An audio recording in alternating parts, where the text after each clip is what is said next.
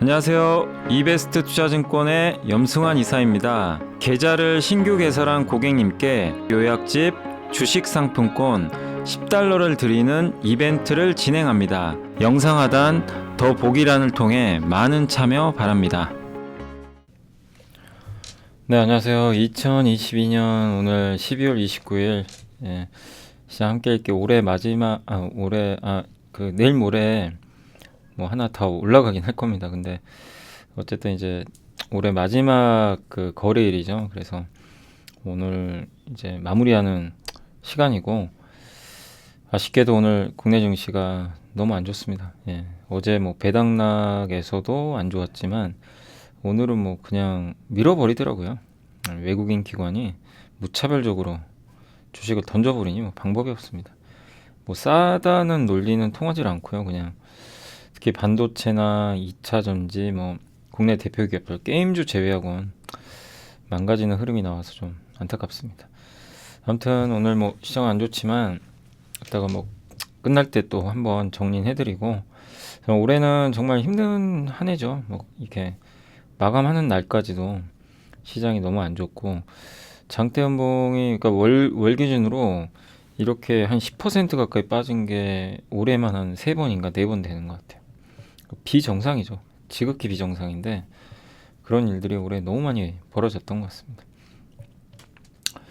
뭐 매수 주체도 없는 상태고, 아무튼 힘든 시기지만 그래도 우리가 또 내년 준비를 해야죠. 그래서 올해 뭐 잘 마무리됐으면 좋겠지만 좀 아쉬움이 느껴지고요. 자, 오늘 해드릴 거는 이제 요겁니다. 오늘도 그렇게 많지는 않은데 인도는 공급망 재편이 중심이 될까? 넷플릭스 비밀번호 공유. 저 관련된 이제 기업은 뭐가 있을까? 쿠팡의 다음 과제, 또 게임. 오늘 게임 주들 급등하죠. 그리고 TMC라고 이게 아마 1월 10일 날 공모주청에 가는 회사예요. 근데 내용이 괜찮은 것 같더라고요. 그래서 한번 수요 예측 한번 보고 대응을 한번 해보시는 것도 좋을 것 같습니다. 그리고 퇴직연금, 그 다음에 2022년 나의 실수. 사실 뭐 저의 실수도 뭐 많고, 여기 그 신영증권에서 쓴 자료인데 한번 이제 읽어보도록 하겠습니다. 그래서 여기 신영증권의 리서치 센터 이제 자료인데요. 김학균 센터장님이 이제 실수를 왜 우리가 반성하는지 그런 것들이고, 뭐 자동차 부품 계측하기 힘든 지정학적 리스크가 영향을 줬다. 박세래 연구원님은 부동산 가격은 상승은 영원할 줄 알았네. 박수현 연구원님은 이제 중국의 자존심에 대한 고려가 좀 부족한 것 같다. 그러니까 중국을 좀 빠르게 제로 코로나를 좀 완화할 걸로 6월에 보고서가 나왔는데 사실 그게 안 맞았죠. 뭐 그거 어떻게 맞추겠어요, 사실. 중국 정부가 하는 일을. 근데 이제 잘못 판단한 거에 대한 이제 얘기를 하시는 거고요. 유통 인터넷은 이제 올해 정말 힘들었는데, 특히 유통 쪽에서는 그 이마트에 그 G마켓 인수 있죠. 이베이 코리아. 요게 이제 너무 좀 그걸 광고한 거 아니었나, 리스크를. 그런 좀 자기 약간의 반성을 하는 좀 내용도 일부 들어가 있더라고요. 아까 읽어보니까. 그러니까 자기 장사 잘하면 되는데 이제 온라인으로 더 돈을 3조를 들여서, 그러니까 뭐 제가 생각해도 이마트는 그게 아쉬워요. 그 3조면 주주들한테 배당이나 자사주 소각만 해도 엄청 좋았을 텐데요. 이베이 코리아 인수는 사실상 좀 너무 아쉬운 결정이죠. 지금 딱 생각해봐도. 그런 내용들이고, 엄경화 연구원님은 항공사들이 해운사처럼 될 줄 알았는데 그러질 못했고, 인플레 가속화 가능성 놓쳤다. 이경락 연구원님은 이런 이제 자기 반성이 좀 들어가 있습니다. 그래서 김학균 센터장님은 어쨌든 완전한 복제는 아니나 역사는 반복된다. 빅테크. 그러니까 이런 내용을 읽어보시면 좀 좋은 게 앞으로도 이게 반복될 거예요. 빅테크 몰라겠죠, 올해.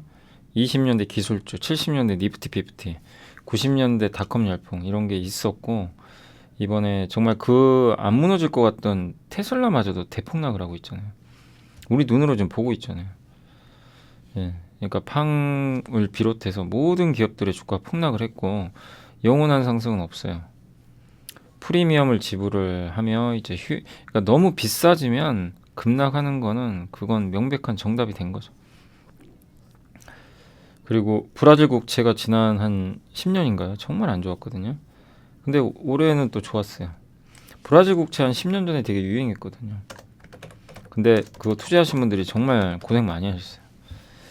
근데 이제 올해는 좀 빛을 봤죠. 헤아라가 브라질 통화가 강세를 보였기 때문에 이자도 높고. 찰리 문거가 이랬다고 합니다. 내가 죽을 곳을 알려주시오. 그러면 그 장소를 피해가겠소. 그러니까 안 좋은 것은 피해가는 게 어떻게 보면 정답이죠. 그러니까 주식 투자도 그렇게 하라는 얘기죠. 맞추라 틀리라가 아니라 어떻게 맞춰요. 어떻게 매번 또 틀리겠습니까? 맞출 때도 있고 틀릴 때도 있는데 결국엔 실수를 줄이는 것 같아요. 그러니까 이게 핵심입니다. 잘못된 행위를 안 해야 되는 훈련을 해야 될 것 같아요. 계속. 어차피 100개에서 100개 다 맞출 수 없거든요. 야구는 10개 중에 3개만 맞추면 되잖아요. 예, 뭐 주식도 그렇게 하라는 건 아니지만 더 확률을 높이긴 해야 되겠지만 예, 하지만 어쨌든 모든 걸 맞출 수는 없어요. 왜냐하면 올해 전쟁 나고 뭐 여러 가지 이슈들 누가 알았겠습니까 그런 걸 그죠?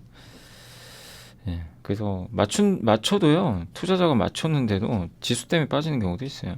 시장이 막 폭락을 해버려. 예, 그래서 결국 실수를 줄이자. 저도 이 내용이 가장 중요하다고 생각하고요. 그러기 위해선 나의 실수 뭐였는지 살펴봐야 되는 것 같습니다. 그래서 이 김학균 센터장님의 실수는 긴축 장기화 가능성을 좀 너무나 간과한 것 같다. 왜냐하면 이제 연준이 뒤늦게 긴축을 너무 세게 했지만 그 전부터 이미 신호가 왔죠. 작년에 이제 소비자 물가가 6.8이었으니까. 예, 그리고 지정학적 리스크도 예상을 했지만 전쟁 날 건 예상을 못했고 전쟁이 났을 때 발발 초기에 그걸 인식을 했어야 되는데 좀 그러지 못한 것도 아쉽다고 하셨고요. 그 다음에 과잉 부채가 지금 엄청 많습니다. 전 세계적으로. 그러니까 너무 부채 많으니까 연준이 옛날처럼 물가 오른다고 금리를 세게 못 올리겠자라고 이제 생각을 한 건데 아니었죠. 금융 안정보다 물가 잡는 게 우선이었고 그게 이제 틀려버렸죠. 그래서 그 의사결정 변곡점이 필자 생각보다 훨씬 높았다. 그러니까 이런 거, 그러니까 긴축에 대한 좀 오판이 좀 있었지 않나 이렇게 좀 자기 성찰을 하신 것 같습니다. 그리고 경제회의나 정책 의사결정도 한쪽 방향으로 가잖아요. 그러니까 금리 올릴 때도 그래요. 급격하게 올려요. 예, 그 쏠림 현상이라고 그러죠. 뭐 환율도 1,450원까지 쏠렸고 지금 반대로 급락하고 있고. 예, 그러니까 어느 거든 다 똑같은 것 같아요. 극단으로 너무 내려가면 또 올라가고 너무 오르면 빠지고. 그게 정말 인지상정인 것 같고요.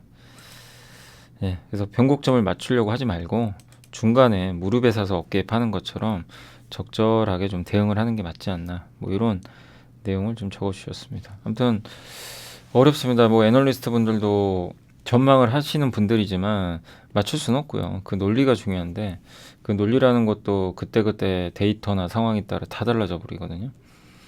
그래서 어려운데 예, 여기 저는 다 읽어봤거든요. 이제 애널리스트 분들 쓰신 거. 그러니까 밤에 잠도 못 자는 경우도 있고 왜냐하면 이제 자기 때문에 이제 고객들이 있잖아요. 사실은 네, 애널리스트 분들도 그 어떻게 보면 이제 대부분 법인이죠. 법인 쪽인데 법인 고객들이죠. 그러니까 이제 밤에 잠 못 자죠. 잘못 판단해가지고. 예. 근데 그런 일은 앞으로도 많이 발생해요. 예. 뭐 애널리스트가 되셨건 다 마찬가지죠. 예. 근데 이제 실수를 줄여 나가는 게 중요한 것 같고. 그래서 저도 마찬가지예요. 저도 뭐 올해 너무나 항상 이제 말씀드린 게 죄송하고 예. 제가 드렸던 뭐 멘트나 이런 것 때문에 또 이렇게 잘못된 예, 의사결정 하셔가지고 예, 좀 힘들어하신 분들도 분명히 많이 계실 거예요. 그래서 그런 점은 저도 정말 진심으로 좀 사과를 드리고 항상 이제 저도 반성은 하거든요. 뭐 잘 될 때도 항상 좀 뒤를 돌아보고 안 되면 더 돌아봐야죠. 근데 노력을 하는데 참 쉽진 않은 것 같아요. 그때그때 시장 분위기라는 게 안 되는 것 같습니다. 그래서 요즘에 제가 한 아마 두세 달 정도 아마 계속 방송 보신 분들은 아실 거예요. 제가 뭐 좋다는 얘기도 그러니까 보고서 보고 아 이런 아이디어들은 괜찮다 얘긴 하지만 그런 거보다는 제가 안 좋은 걸 더 많이 말씀드리죠. 그러니까 안 좋다는 게 시장이 안 좋다는 게 아니고요. 어떤 업종에 이거는 아닌 것 같다. 이런 건 좀 조심해야 되겠다. 이런 걸 하는 게 그게 더 중요한 것 같아요, 진짜. 그래서 계속 이제 그런 제가 경고 사인을 많이 내드리고 있습니다. 어느 정도. 그래서 최근에 중국 소비주도 너무 올라갔잖아요, 최근에. 그래서 어제도 말씀을 드렸던 게 좀 조심해야 된다. 실적으로 이게 연결이 돼야 되는데 아직은 아니다. 예. 그러니까 그런 얘기를 저는 내년에도 더 할 예정이에요. 예, 그러니까 좋으면 좋다고 얘기는 하겠죠. 이런 아이디어들. 주가가 싸고 막 그런 때 부담 없잖아요. 근데 이제 아무리 좋은 아이디어도 가격이 비싸면 아무 필요 없더라고요.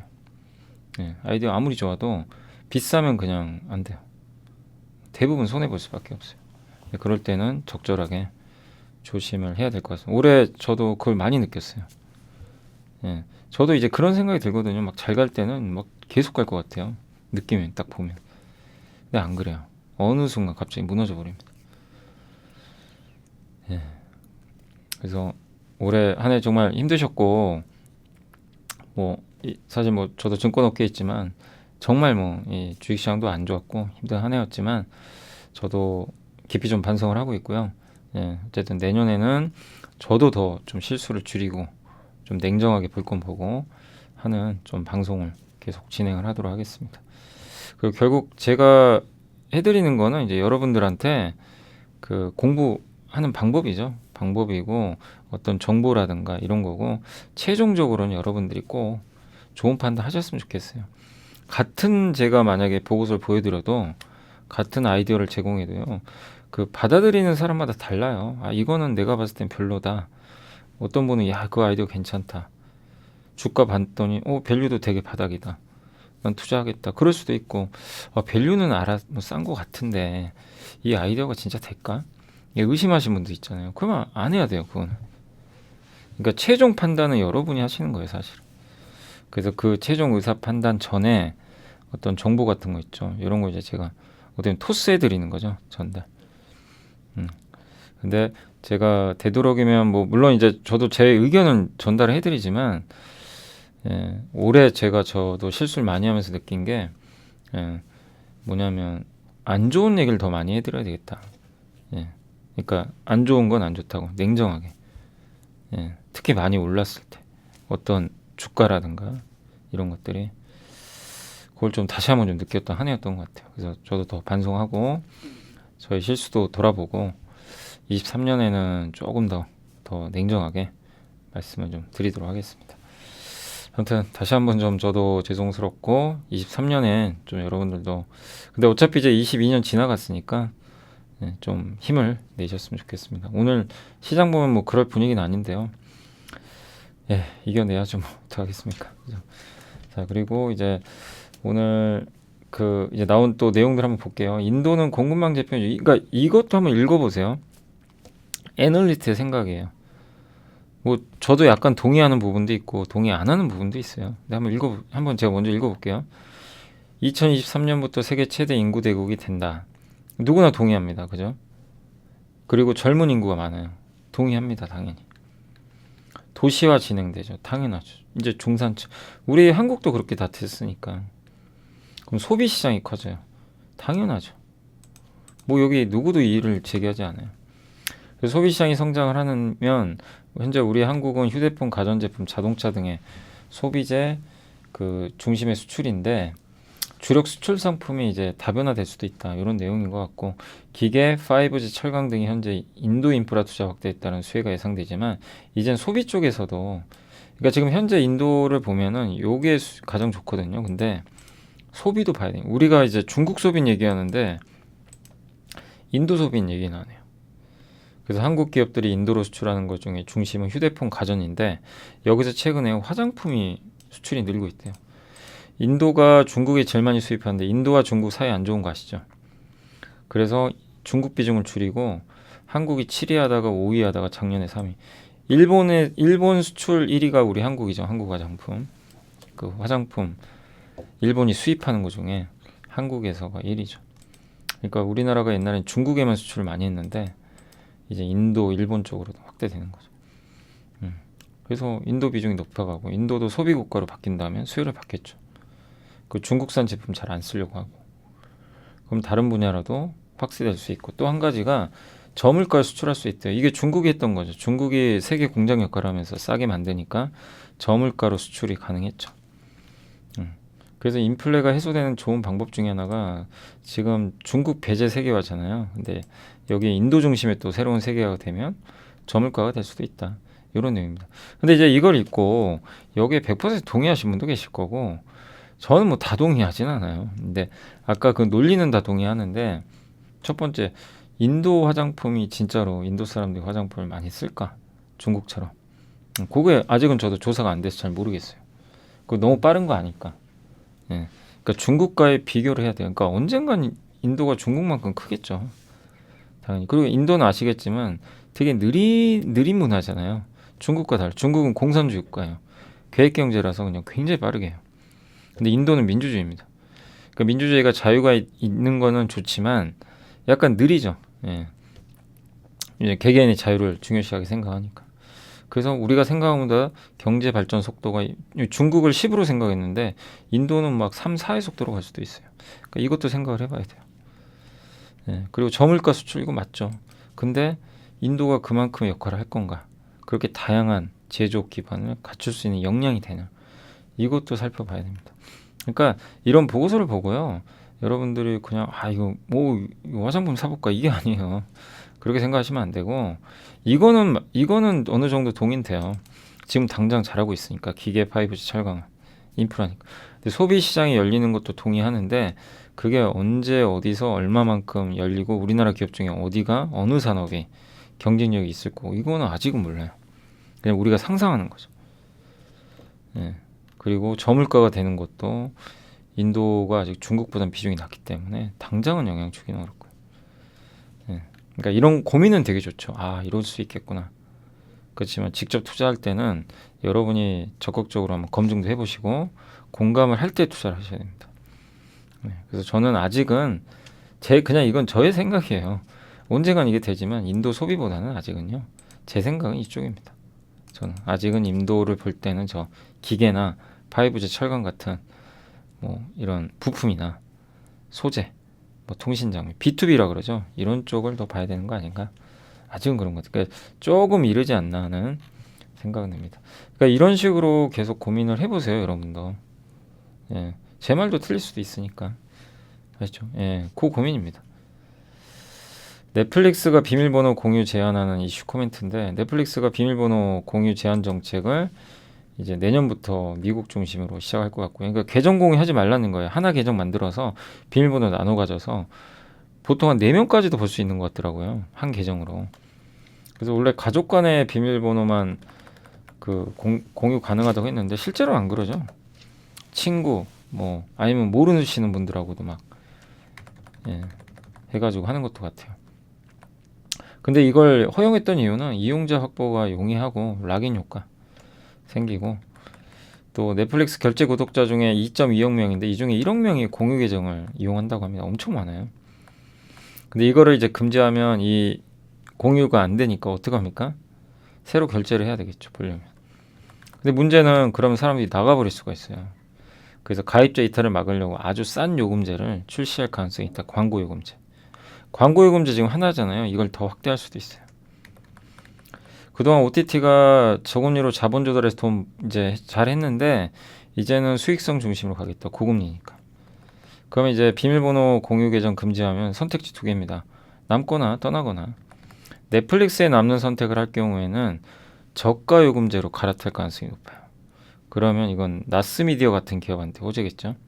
광고 이제 상품을 더 늘린다고 하니까. 그죠. 이제 여기서 그러니까 이렇게 한 다음에 마지막에 아이디어가 이거예요. 직접 써놨죠. 여기 애널리스트가. 그러면 여기까지 여러분 혹시 동의가 되세요? 안 될 수도 있어요. 왜? 아니 저 공유 계정 금지했는데 사람들이 아예 이런 저가형 모델도 가입 안 하고 나가면 어떡해? 이럴 수도 있습니다. 그냥 알 수는 없어요. 근데 지금 이미 광고 모델은 출시가 됐고 하나 나왔죠. 더 늘리는 거는 거의 확정적인 것 같아요. 사실 지금 광고 요금제가 잘 안 되는 걸로 알고 있거든요. 근데 넷플릭스는 여기로 지금 가고 있어요. 돈을 벌어야 되니까. 여기에 동의하면 보는 거죠. 예. 그리고 넷플릭스를 떠난다면 다른 경쟁 회사들한테 기회가 되겠죠. CJ ENM의 뭐 티빙, 웨이브도 있을 거고, 그다음 뭐 디즈니 플러스 이런 쪽에 수혜를 받을 수 있다. 떠난다면 다른 데로 갈 수 있으니까. 거죠. 예. 그러니까 두 가지예요. 남거나 떠나거나. 남으면 광고, 떠나면 예. 이런 쪽이 낫지 않아. 그래서 저도 이제 요즘에 요게 그 나스미디어인데 이제 물론 이제 PBR, PER로 꼭 봐야 될지는 잘 모르겠어요. 원래 이런 회사는 PER로 봐야 되는데 PER로 보면 여기 뭐 이미 뭐 몇 년 전부터 바닥에 와 있죠. 보면 지금 PER, PBR 다 바닥이죠. 그러니까 어때요? 밸류상으로는 거의 바닥이고요. 그리고 최근에 주가가 좀 많이 올랐었어요. 제가 알기로는 여기 보시면 주가 좀 올랐었죠. 그때 기억나세요? 그 제가 한번 그때 방송에서 언급을 했던 것 같긴 한데 그때 이런 아이디어가 있다. 그때 보고서가 막 나올 때죠. 광고 요금제 나온다고? 그래서 나스미디가 한번 확 올라갔어요. 근데 그때 저도 경고를 해드렸어요. 그러니까 계속 이제 그런 얘기 좀 했던 게 이게 이제 주가 오르고 나서 그런 기억이 나요. 이제 앞으로 검증해야 된다. 이 광고형 상품이 진짜 잘 될지 안 될지 숫자로. 그러니까 넷플릭스 단독 광고 대행사로 이제 선정이 됐거든요. 근데 주가 보시면 그때는 이제 진짜 이게 잘 될지 안 될지 모를 때 주가만 올라갔어요. 어떻게 됐어요? 다시 원위치죠. 다시 그때로 왔어요. 그러면 저가형 이제 광고 요금제 전이니까 나쁠 거 없죠. 반영이 다시 안 된 자리. 근데 저런 식으로 비밀번호 공유 제한을 걸어버린다. 그러면 저가형 상품으로 가는 사람이 많아질 수가 있어요. 옛날보다. 상품도 늘어날 거고. 그럼 여기서 생각을 하는 거죠. 나스미디어 다시 옛날 자리고 기대감 없어졌고 밸류는 낮고 그럼 또 접근해 볼 수 있는 거죠. 그러니까 이런 식으로 이제 생각을 하시면 돼요. 상식적으로. 그러니까 항상 상식에 기반해서 투자하시면 돼요. 이게 뭐 불합리한 게 아니잖아요. 뭐 뜬구름 잡는 것도 아니고 상식적으로. 왜냐하면 이제 마지막 퍼즐은 상식에 쌓여야 됩니다. 주가 비싸면 안 돼요. 근데 이거는 이제 비싸지 않으니까 그런 식으로 보시면 된다는 이제 말씀을 제가 이제 이 나스미디어 요 예를 들어서 설명해 드리는 거예요. 그러니까 여러분들이 이런 보고서를 보시면서도 계속 그 고민을 해보세요. 그래서 그러니까 저도 나스미디어 봤더니 많이 떨어졌더라고요 최근에. 그러니까 정확히 이제 예측을 잘 했던 거죠. 이렇게 해서 주가 한번 올라갔고 올라간 다음에 주가 올라갔는데 이게 검증이 안 된 상태잖아요. 잘 될지. 그럼 그때는 조심해야 되고. 근데 역시나 그냥 빠져버렸고. 근데 지금은 기대감 없고. 그럼 다시 근데 요런 또 얘기들이 나오고. 그럼 다시 볼 수 있고. 요런 이제 과정이죠. 그래서 투자가 참 어려운 것 같아요. 적절히 그러니까 무조건 장기 투자보다는요. 적절히 사고 파는 게 맞아요. 예. 그러니까 계속 가져갈 기업이 있고요. 그러니까 이걸 나눠서 해야죠. 명확하게. 그거를 좀 잘 구분하시면 내년에도 어쨌든 그런 고민을 계속 해보시면 좋겠고 쿠팡의 다음까지는 뭐냐? 쿠팡은 우리나라 주도권 잡았고요. 명확합니다. 이거는 예, 점유율 늘어났고 거의 유일하게 점유율 늘어난 것 같고 중소형 업체들도 지금 힘들어지고 있고 롯데원, 현대백화점, 이마트도 이제 이 온라인 영업 이걸 좀 줄입니다. 적자가 너무 크니까. 그리고 쿠팡은 이제 돈 벌기 시작하고요. 3분기 고객 수 늘어났고 물류센터가 이제 드디어 효율화되고 공급망 갖추고 있고 광고도 하고요. 쿠팡에다 광고를 이제 붙일 수가 있어요. 그러면 지금 거래액이 1%인데 매출이 아마존과 네이버는 5에서 4%거든요. 더 늘어나겠죠. 또 풀필먼트 사업도 하고 배송을 대행해 주는 겁니다. 저거는. 근데 여기까지 좋아요. 근데 이제 쿠팡한테 두 가지 우려 요인도 있다. 예, 뭐냐면 온라인 시장이 더 이상 성장을 지금 못해요. 점점 정체되고 있어요. 그러면 이 회사가 속한 산업이 전방이 막힌다는 건 뭐예요? 높은 밸류를 못 줘요. 그러니까 이것도 우리가 생각하는 거예요. 쿠팡이란 기업 이제 성장하고 돈 잘 이제 벌고 그건 막 좋을 것 같잖아요. 근데 이 회사가 속한 산업 자체가 성장이 꺾입니다. 그러면 높은 펄을 못 받아요. 그게 하나의 고민이고 두 번째는 버티컬 플랫폼이라고 있어요. 버티컬 뭐냐면 특정 그 카테고리만 파는 플랫폼이 있어요. 무신사는 옷만 팔아요. 옷, 모자, 그러니까 액세서리 뭐 이런 거죠. 패션. 온갖 브랜드가 다 있어요. 하나의 브랜드 파는 게. 그러니까 예를 들면 아디다스는 아디다스만 팔 거 아니에요. 여기는 안 그래요. 뭐 네이처 뭐죠? 또 그 내셔널 그룹, 예, 내셔널 지오그래피, 뭐 MLB 뭐 여러 가지 이 브랜드들을 한 번에 팝니다. 근데 카테고리는 의류예요, 의류. 저기 스타컴, 마켓컬리는 식품이죠. 근데 마켓컬리는 요새 정체성이 애매합니다. 마켓컬리 한번 들어가 보셨어요? 공산품도 팔아요. 저는 왜 저렇게 하는지는 솔직히 잘 이해가 안 갑니다. 예. 그냥 마치 쿠팡처럼 다 하더라고요. 근데 어쨌든 버티칼은 하나의 특정 카테고리만 하는 거예요. 화장품 오늘 드림, 생활용품 오늘의 집 이런 것처럼. 또 올리브영도 마찬가지죠. 거기 뭐 화장품 같은 게 특화돼 있죠. 주로. 예. 헬스 앤 뷰티. 예. 그래서 이런 이제 카테고리들이 각각이 세분화돼서 성장을 하면요. 쿠팡은 다 하거든요. 쿠팡은 이 모든 걸 다 팔아요. 쿠팡의 점유율이 떨어질 수도 있어요. 나눠 가지니까. 이 두 가지. 그래서 쿠팡의 고민도 좀 있다. 그러니까 이런 걸 통해서 이거 우리가 어차피 지금 쿠팡 투자할 건 아니잖아요. 뭐 미국 기업이고 어렵죠. 근데 이걸 왜 보여드리냐면 쿠팡을 통해서 이 기업 분석하는 그 고민을 한번 해보시라는 거예요. 똑같이 적용돼요. 이 쿠팡을 보면서 내가 갖고 있는 기업이 좋은 점만 보면 안 되고요. 좋은 게 있고 전방산업 보고, 그러니까 이 두 가지가 여기 담겨 있어요. 이 회사의 전방산업, 이 회사의 경쟁자, 위협을 하고 있어요. 예. 이거에 대한 의문을 풀어줘야만 주가가 많이 가는 거죠. 예. 그럴 때는 만약에 내가 이제 쿠팡을 갖고 있는데 이 두 가지가 걸린다. 근데 아직은 수익이고 그렇다면 어떻게 됩니까? 그냥 가지고만 가야죠. 아니면 왜냐면 이 두 개도 더 확인은 해봐야 돼요. 근데 주가가 비싼 것 같아요. 밸류가. 그러면 그땐 파는 게 좋아요. 파는 게 좋고. 근데 어쨌든 뭐 이런 이유는 있어도 밸류가 아직은 낮은 것 같다. 그럼 보유가 맞고. 예. 좀 더 근데 매수는 안 되죠. 이런 리스크들이 보이는데 매수하는 건 아니죠. 그죠? 적어도. 그래서 이런 걸 통해서 냉정히 분석하면 좀 실수를 줄일 수가 있겠죠. 그걸 좀 말씀을 드리는 겁니다. 네, 그렇게 좀 봐주시면 좋겠고, 그 다음에 다시 열리는 중국 시장 게임, 중국 국가출판사에서 이건 뭐 판호 넷마블 3개, 우리나라 총 7개입니다. 열려서 오늘 다 급등했고요. 국산 게임 외에도 뭐 다른 게임들도 많이 열렸고, 중국 시장 엄청 커요. 45조. 세계 2위로 알고 있고, 이제는 직접 현지에서 게임을 내놓을 수 있으니까 옛날 게임들도 우리나라한테는 좋은 거죠. 또 서브컬처, 일본의 애니메이션풍을 영어 게임으로 만든 건데 요새 이게 인기가 많대요.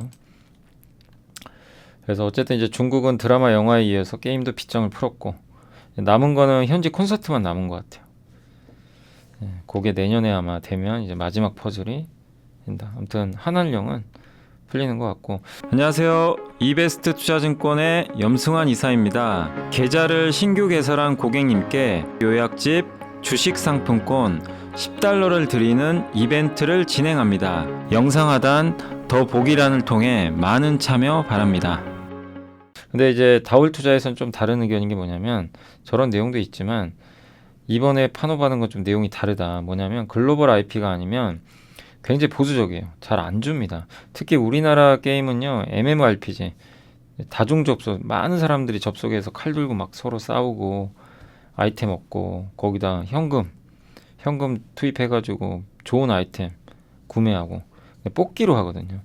이거를 중국은 싫어해요. 그래서 우리나라 게임 잘 허용 안 합니다. 근데 이번에 그런 게임들이 들어갔대요. 의외였던 거죠. 한국의 주력 게임을 그냥 중국에 수출할 수 있게 해줬던 거죠. 저게 주력인데 한국. 이렇게 되면 라인업 많은 회사가 유리하죠. 저런 거. 그래서 투자 관점에서는 그동안 기존 사업에서 경쟁력을 잃었던 기업들이 좋을 수도 있어요. 넷마블 되게 힘들었잖아요.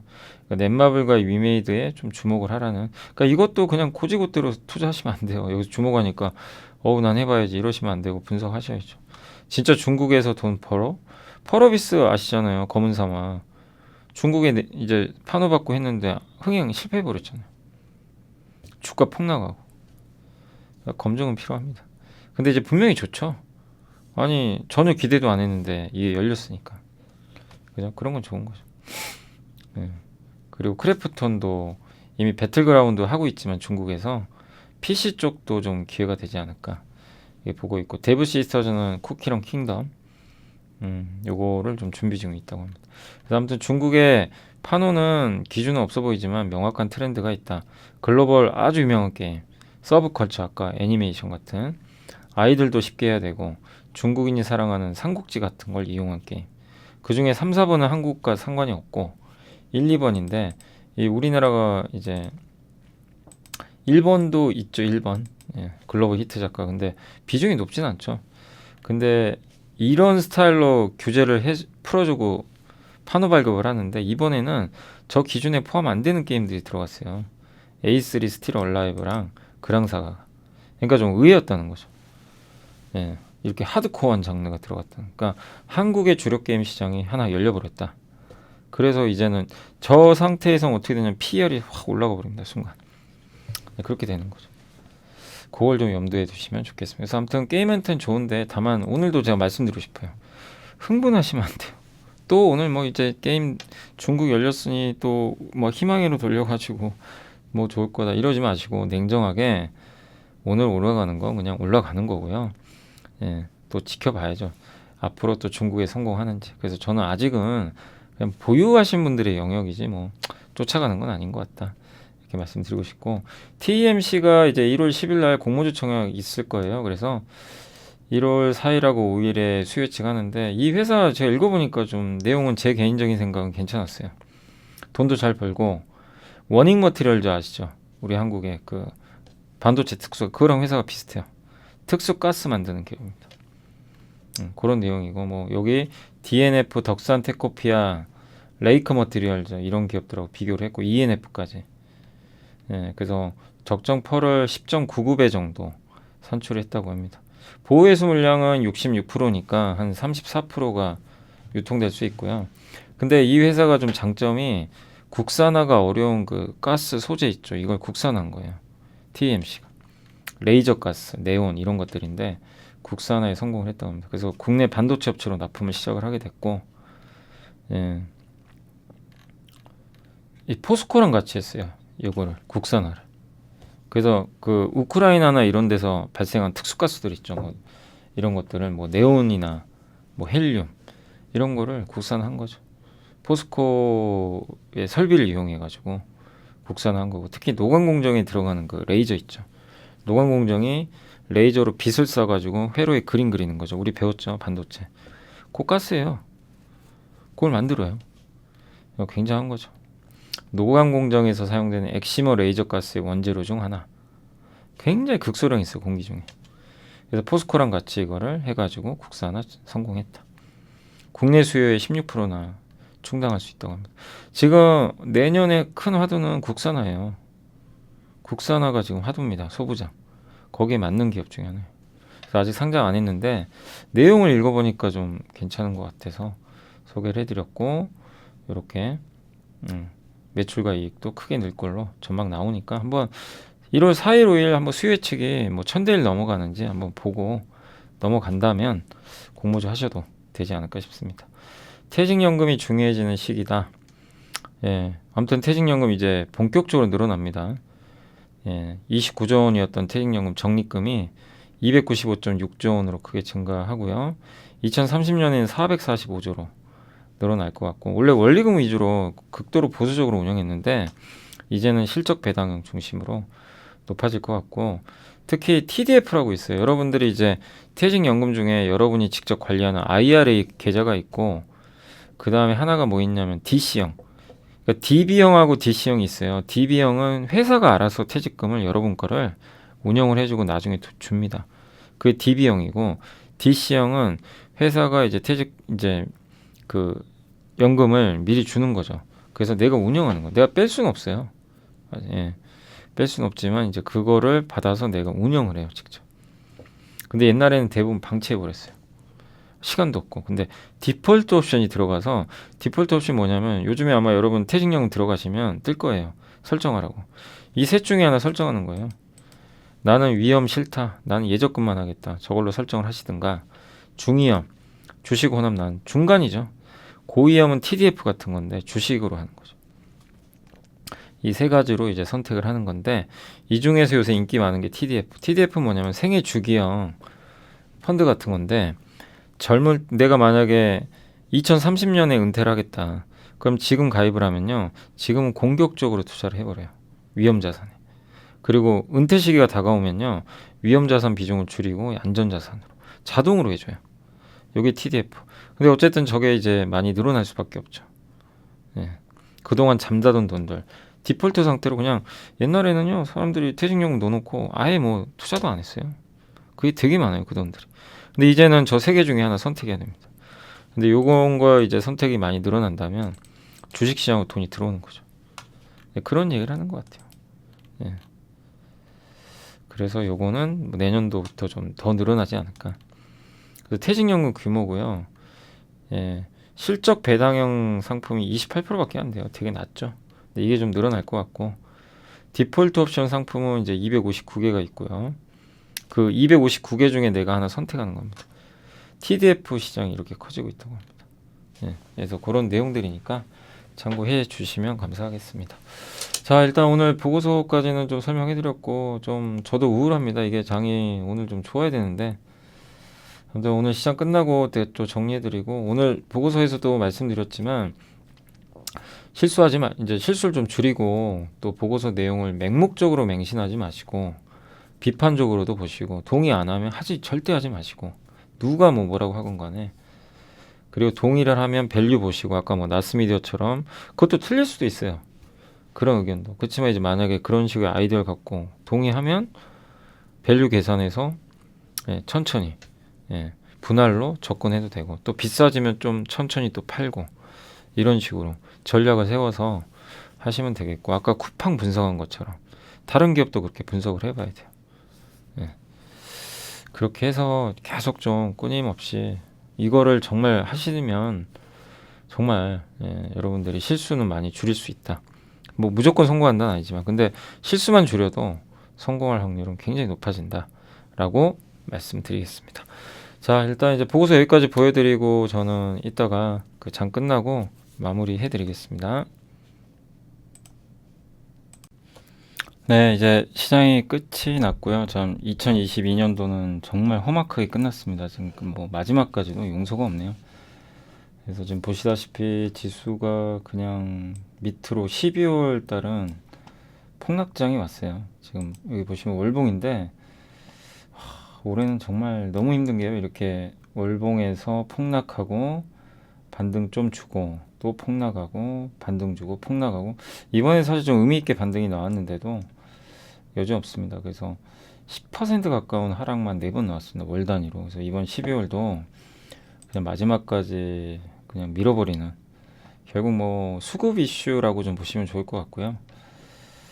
어쨌든 외국인도 팔았고 뭐 개인들은 일단 좀 담는 모습은 나왔는데 기관들이 오늘 5천억 가까운 대량 여기 보이시죠? 기관들 파는 거 이게 종가에 급락시킨 주범이에요. 주 요인이죠. 그래서 기관들이 이제 프로그램으로 배당 받으려고 샀던 거를 이제 뭐 이틀에 걸쳐서 대량으로 쏟아버렸습니다. 그래서 오늘 증시가 좀 기관 매도로 좀 좋진 않았고 개인들은 이제 받아갔고요. 외국인들은 뭐 오늘도 역시 매도를 멈추지 않았던 것 같습니다. 요새 환율은 좀 안정화되고 있는데 외국인들이 뭐 같이 기관하고 던지니까 뭐 이길 수가 없는 거죠. 그랬고 원달러 환율은 오늘도 빠졌으니까 이 환율을 보면은 증시가 사실은 좀 올라가야 정상인데 지금은 우리나라 좀 연말 수급이 굉장히 꼬여 있거든요. 그래서 그 부분이 영향을 줬습니다. 오늘 사실 나스닥 선물도 좋았거든요. 그러니까 유독 좀 한국만 충격을 좀 많이 받는 하루가 아니었나. 그것도 종가에 결국 기관의 대량의 매도가 좀 부담이 됐던 것 같습니다. 어쨌든 기분이 되게 안 좋죠. 뭐 저런 식으로 이유 어찌됐건 빠지면 뭐 좋을 순 없고요. 오늘 보시다시피 기관 외국인도 많이 팔았고요. 뭐 연일 전기전자는 끝없는 매도고 그리고 오늘 기관들 보시면 거의 전기전자 한 2천억 가까이. 그러니까 전 업종을 묶어서 그냥 다 팔아버리는 그런 모습이 나왔습니다.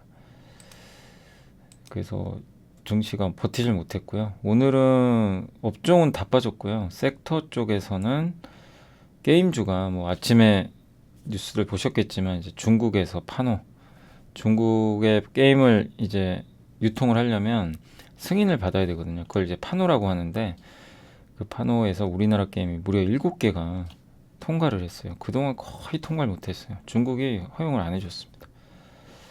근데 이게 이제 게임이 열렸구나 이 뉴스로 좀 급등을 했습니다. 그래서 오늘 뭐 넷마블이 3개 정도 승인을 받아서 가장 많이 올랐던 것 같습니다.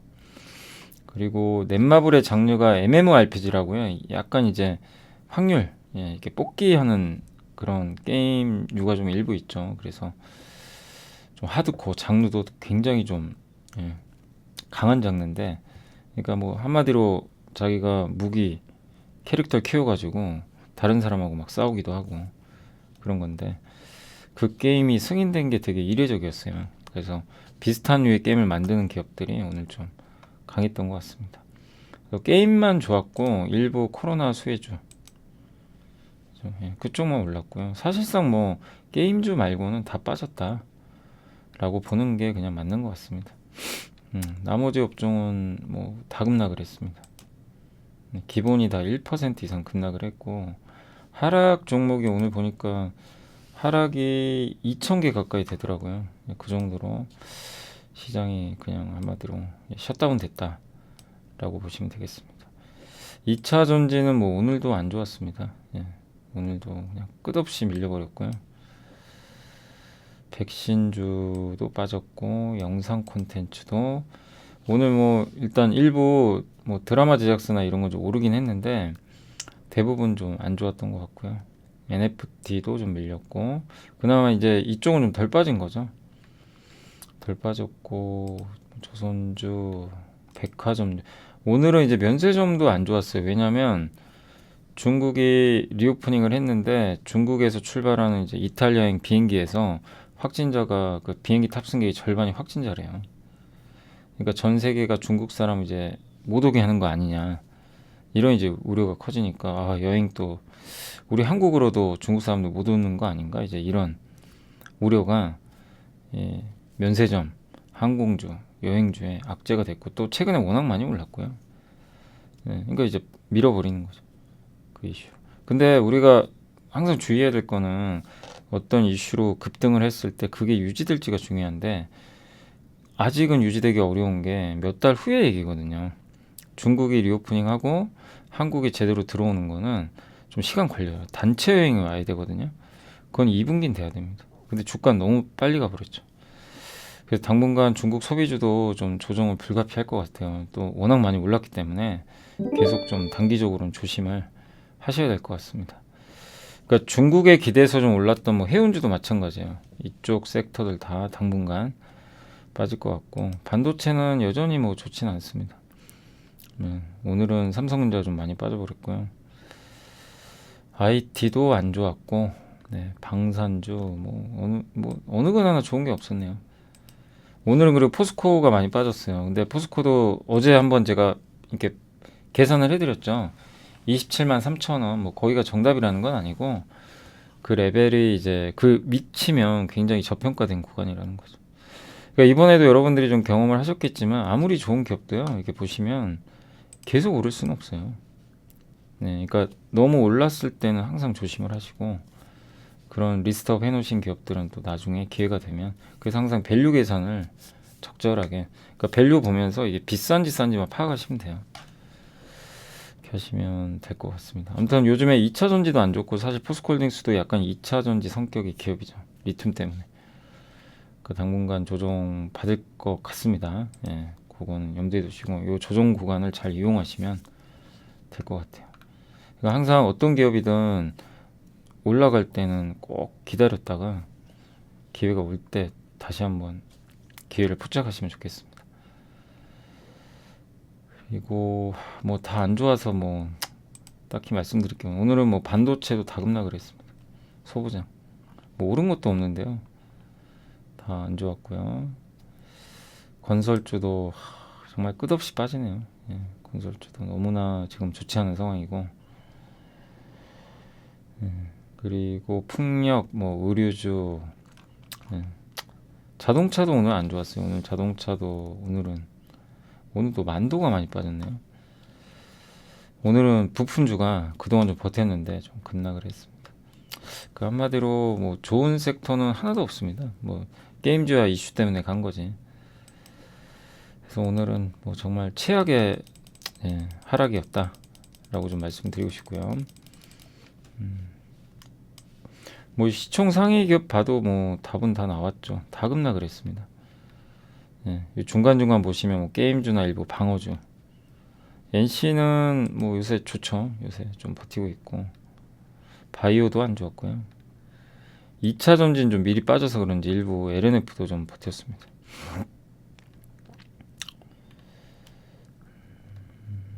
그리고 항공우주 좀 버텼고,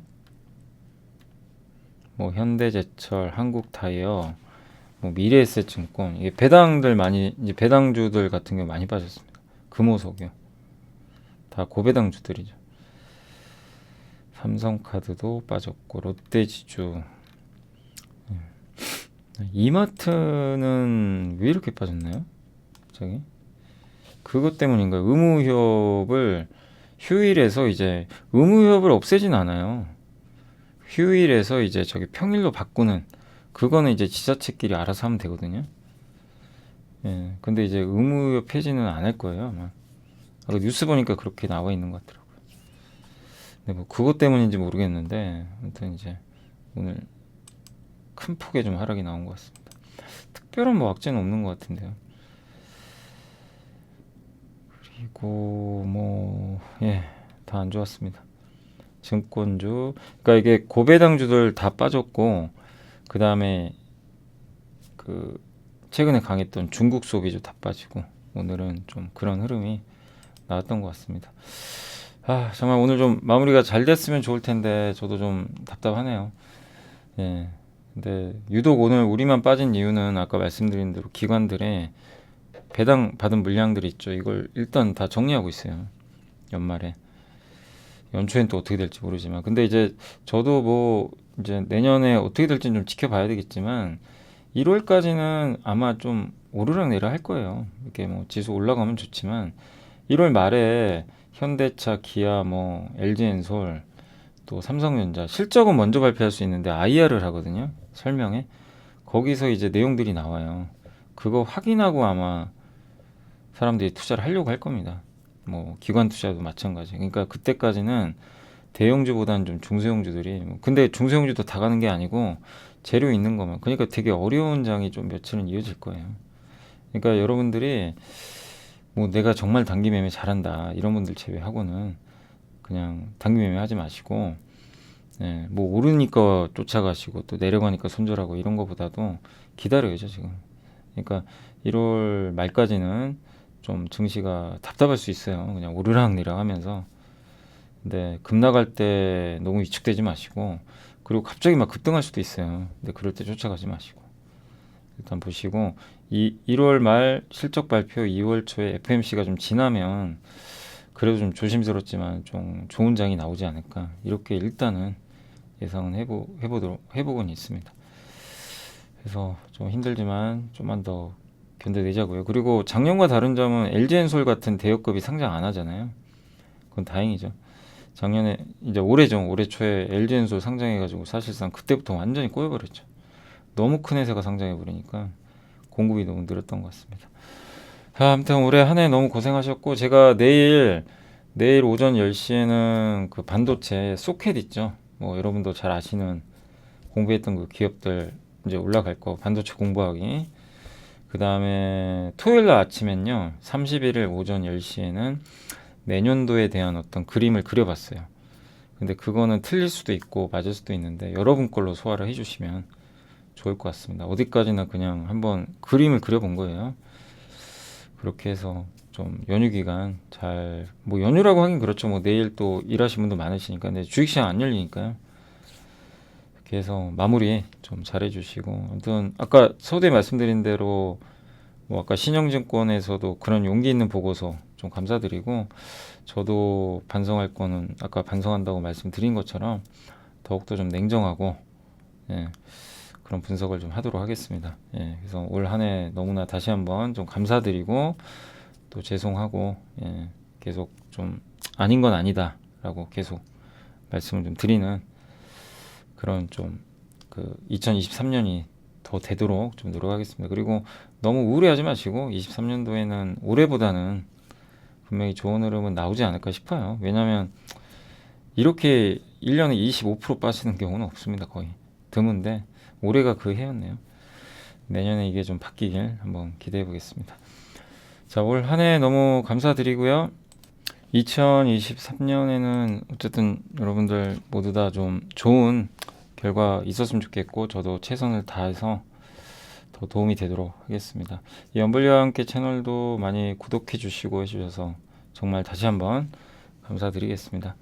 자, 새해 복 많이 받으시고요. 저는 내년에 좀 찾아뵙겠습니다. 감사합니다.